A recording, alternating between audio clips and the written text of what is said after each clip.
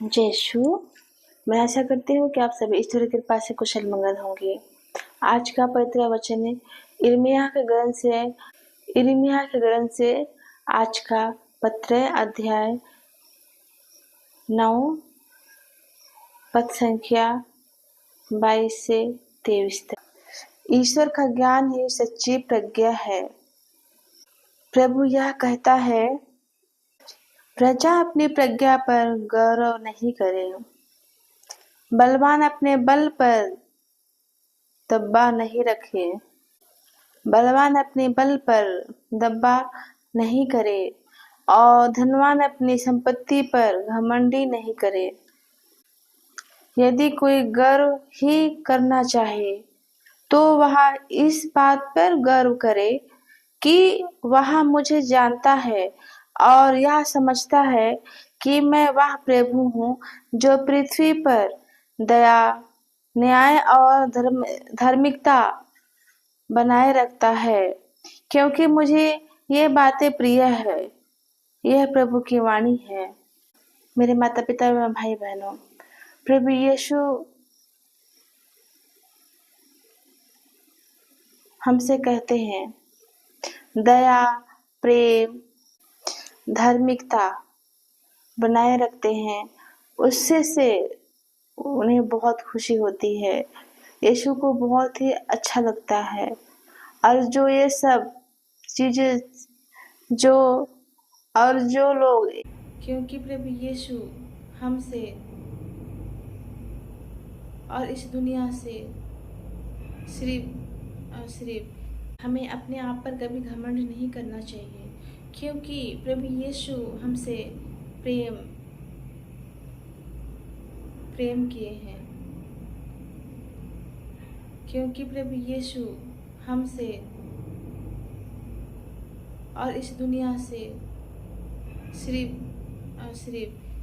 यीशु ने हमसे प्यार किए हैं। हे दयालु पिता, हालेलुया खुदा।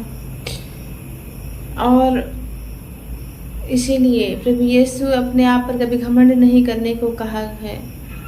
चाहे आपके पास जितना भी धन दौलत क्यों ना हो,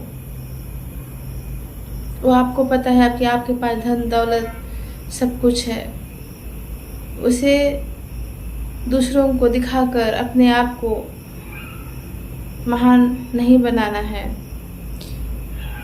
उससे पहले हमें यह सोचना है कि आप ईश्वर को कितना जानते हो, क्योंकि हमें पता है कि आज भी अभी भी हमारे साथ कुछ भी हो सकता है, कहीं भी कुछ भी हो सकता है, क्योंकि ये सब ईश्वर जानता है। इसीलिए ईश्वर को जानने की कोशिश में लगे रहना है। ये नहीं कि हम बलवान हैं, हम ताकतवर हैं, धनवान हैं, हमें ऐसा नहीं सोचना है, क्योंकि इस दुनिया में, इस पृथ्वी में, संसार में ईश्वर ने प्रेम, धैर्य, धार्मिकता को स्थापित किया है। क्योंकि हम मनुष्य को ईश्वर ने बनाया है। हम मनुष्यों के बीच में ईश्वर ने प्रेम को स्थापित किया है, शांति को स्थापित किया है। इसीलिए हमको एक दूसरे के प्रति प्रेम रखना है, दया रखना है, जिससे हम ईश्वर के प्रिय हो सकें। हम जितना हो सके उतना ईश्वर को हमें जानने के प्रयास करना है। हम कितना जानते हैं उसे एक बार सोचना है, क्योंकि ये सब बातें ईश्वर को पसंद हैं।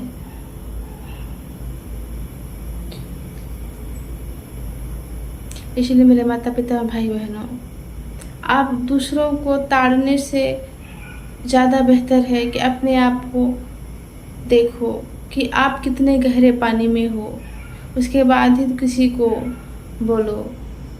और हमेशा प्रार्थना करिए। हम एक दूसरे को नीचा दिखाने में कहीं कसर नहीं छोड़ते। इससे पहले आप ईश्वर को जानने का प्रयास करो।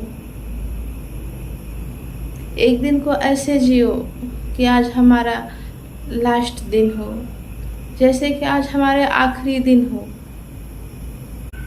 प्रभु यीशु ने हमें यही सिखाया है और आज भी पवित्र वचन जिंदा है।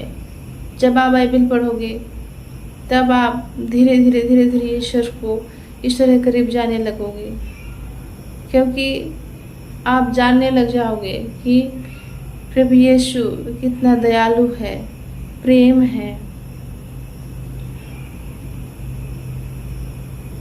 इसीलिए प्रभु यीशु कहते हैं घमंड नहीं करना है धन पर, अपने ताकत पर।